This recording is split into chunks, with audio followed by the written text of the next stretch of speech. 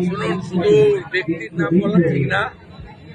পশ্চিমবঙ্গে যতগুলো medical college আছে আমি শুনেছি সেখানে ইডি হানা দিয়েছে। এটা নতুন কেস নয়। বেশ কিছুদিন আগে কলকাতাতে আমাদের electronics complex PSA NRI medical কোটাতে অ্যাডমিশন নিয়ে একটা দুর্নীতি হয়েছে।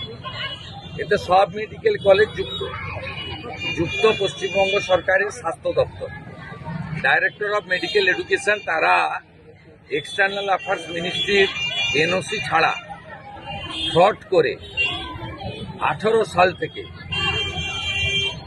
এই ধরনের অ্যাডমিশন করিয়েছেন এনআরআই কোটাতে। এবং এটা কলকাতাতে যে ইলেকট্রনিক্স কমপ্লেক্স পিএস রয়েছে বিধাননগর, সেখানে এফআইআর হয়েছিল। সেই এফআইআর কলকাতা হাইকোর্ট পর্যন্ত গেছে এবং যেহেতু এটাতে ফিমা প্রযোজ্য, তাই এনফোর্সমেন্ট ডাইরেক্টরেট আজকে রেড করছে। এটা অনেক আগে হওয়া উচিত ছিল। এবং শুধু মেডিকেল কলেজ নয়, 18 সাল থেকে অদ্যাবধি director of medical education DME এরা বিপদে পড়বে, এটুকু আমি বলতে পারি।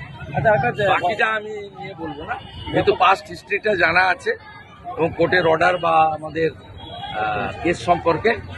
এবং যারা ভিকটিম, যারা কমপ্লেনার, তারা আমার কাছেও এসেছিলেন কিছুদিন আগে। আমি যাই এইটুকু বললাম, বাকিটা ইনভেস্টিগেটিং এজেন্সি বলবে, আমি বলতে পারবো। গতকাল মমতা ব্যানার্জি বলেছেন যে দলীয় শৃঙ্খলা কমিটি রয়েছে, তার মধ্যেই সবকিছু বলতে হবে। আমি ওনাদের পার্টির কেউ নয়, আমি ওনাদের সম্পর্কে বলবো না। ওনার পার্টিতে শৃঙ্খলা থাকবে কি বিশৃঙ্খল হবে, কিভাবে নিয়ন্ত্রণ করবে, ওটা ওনার নিজের ব্যাপার। ওটা পারিবারিক পার্টি এবং একটা কোম্পানির মালিক ঠিক করবে তার কর্মচারীদেরকে কিভাবে নিয়ন্ত্রণ। তাহলে বেফাস মন্তব্য বারে বারে যারা করছে, আমি ওনাদের পার্টির ইন্টারনাল ম্যাটারে বক্তব্যই রাখবো না, ওটা আমার সাবজেক্ট নয়। বলছি দাদা, আজকে পুরো চেয়ারম্যান, প্রাক্তন চেয়ারম্যান আপনার সঙ্গে আজকে না, উনি ক্ষুদিরাম বসুকে মালা দিতে এসছেন। এতে রাজনীতি খোঁজার কোনো কারণ নেই। আমার সঙ্গে আরো কাউন্সিলর এখানে আছেন, সুশীল দাস আছেন, তাপস দোলে গেছে। তাছাড়া এখানে এই যে শহীদ ক্ষুদিরাম বসু যে সংগ্রহশালা বা ইত্যাদি, এইখানকার বিশেষ করে বিশ্বজিৎ রায় ভাই উদ্যোগ নিয়ে করেছেন।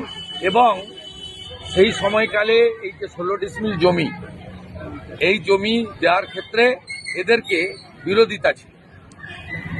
আমি পৌরসভার চেয়ারম্যান ছিলাম, আমরা করেছি। সুবলবাবু আমার তৎকালীন সাথী ছিলেন, আজকেও তিনি বয়সে বড়, আজকেও তিনি ভালো কাজে আমরা আছি।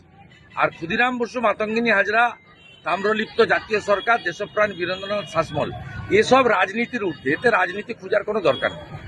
আইপ্যাককে কটাক্ষ করছে এবার, আমি এসব